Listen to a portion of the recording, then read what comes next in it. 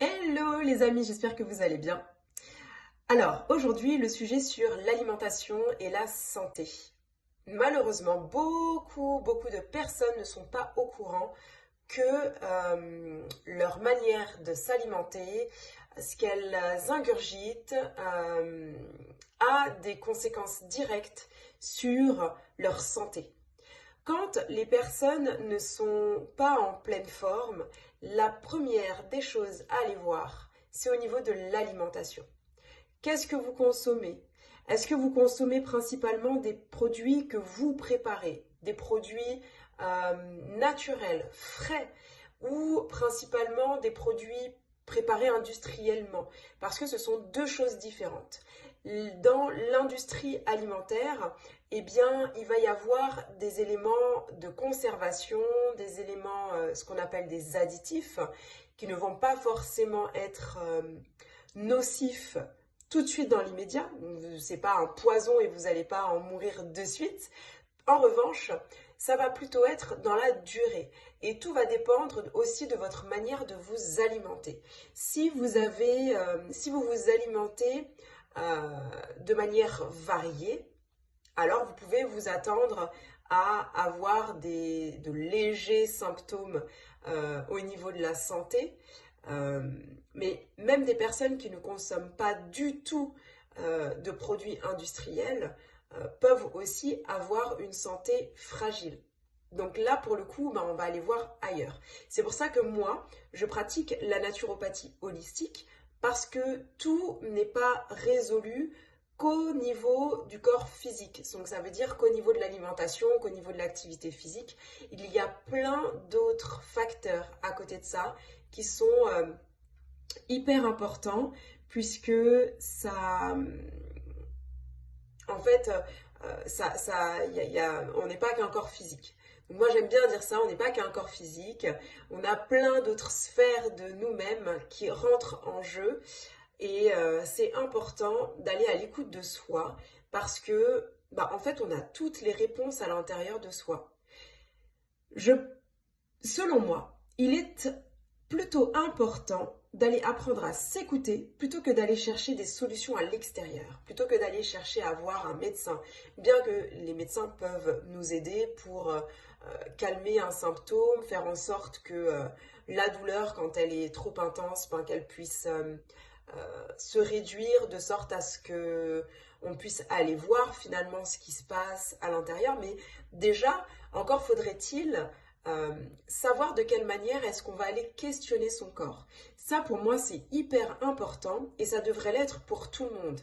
Parce que, en fait, votre médecin généraliste que vous allez voir, il ne sait pas comment vous fonctionnez. Il ne sait pas qui vous êtes.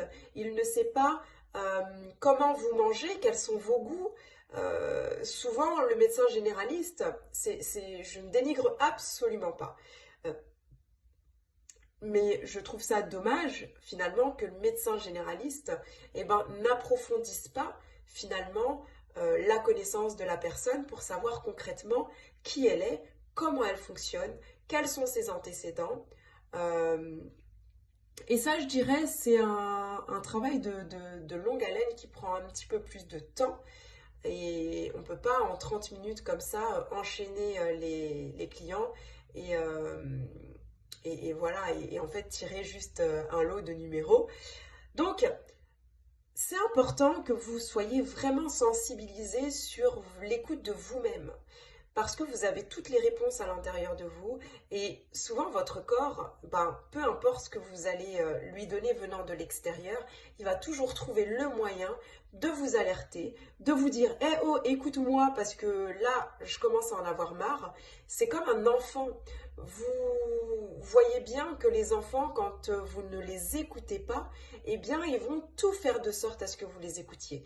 Ils vont faire des scandales devant tout le monde, ils vont casser des choses, ils vont vraiment chercher à attirer votre attention. C'est exactement ce que votre corps fait.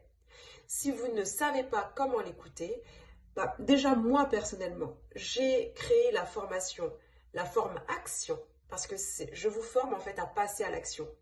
la formation devient maître, ce qui va vous permettre d'apprendre à mieux vous connaître, à mieux vous comprendre, à comprendre déjà le fonctionnement de votre corps, à devenir, à gérer, à maîtriser aussi bien vos émotions que votre mental, que votre partie énergétique, parce que on a beau se voiler la face sur la partie énergétique, elle est aussi importante que n'importe quelle autre part de vous-même.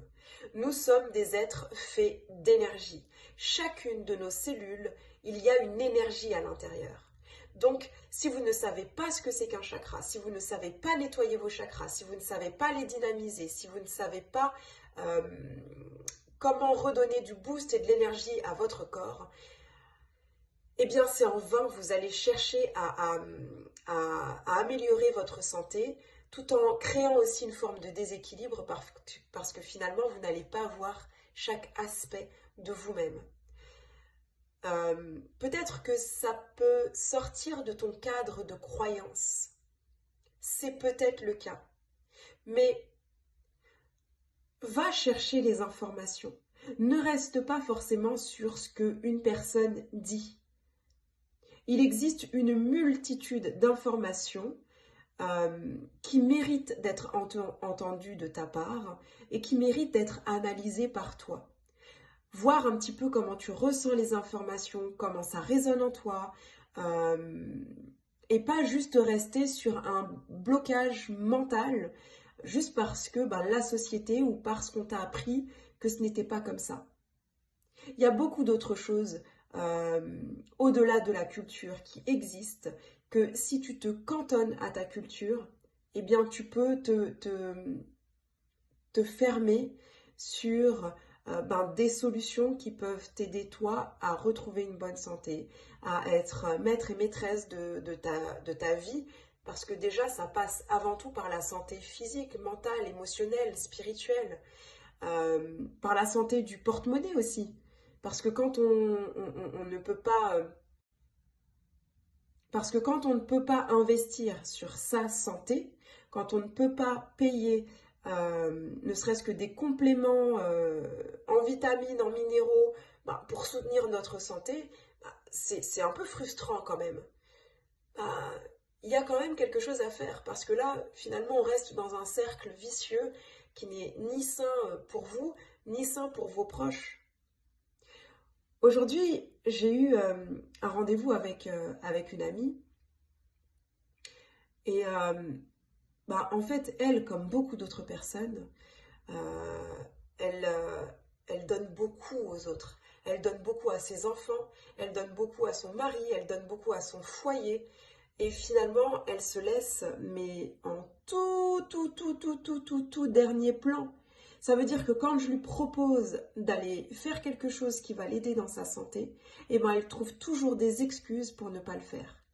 Pourtant, elle m'a bien dit que si c'était son mari qui était dans son cas de figure, qui avait des soucis de santé, elle ferait tout pour l'accompagner dans sa santé. En revanche, dès que ça la concerne elle trouve plein d'excuses pour ne pas passer à l'action pour elle. Et je trouve ça vraiment dommage parce que beaucoup de personnes sont dans ce cas de figure. Donc, qu'est-ce que vous choisissez? Est-ce que vous avez envie de passer à l'action, de prendre votre main en santé, votre santé en main? C'est à vous de décider du moment. Mais c'est surtout à vous de faire un choix. Il est important de prendre une décision et de passer à l'action. Si vous ne passez pas à l'action, votre décision reste stagnante. Pour pouvoir valider une décision, il y a des actions à mettre en place. Il y a une phrase que j'ai entendue récemment, que j'ai un peu mise à ma sauce, c'est une action juste est plus puissante qu'une pensée limitante. Ce qui signifie que si tu passes à l'action et que tu fais ce qui est bon pour toi, ça va dépasser la pensée qui te limite, qui te bloque et qui t'empêche de faire ce que tu as à faire. La pensée même qui t'empêche, qui te crée des excuses pour ne pas passer à l'action. En fait, limite, c'est agis, ne pense plus. Et s'il y a une pensée qui vient, stop cette pensée, agis direct. C'est vraiment important d'avoir cette manière de penser parce que c'est ce qui va vous permettre de changer radicalement votre vie. Si tu n'arrives pas à changer radicalement ta vie, c'est parce qu'aujourd'hui ton mental prend le dessus sur ta personne, prend le dessus sur qui tu es au fond, l'authentique toi.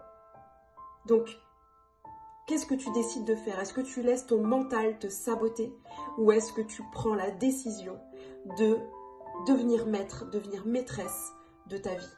Ça, c'est toi qui le décides, personne d'autre. Si tu laisses le mental prendre le dessus, alors dans ce cas, tu es dans le caca. Dans ce cas, je tiens à te le dire, tu es dans le caca.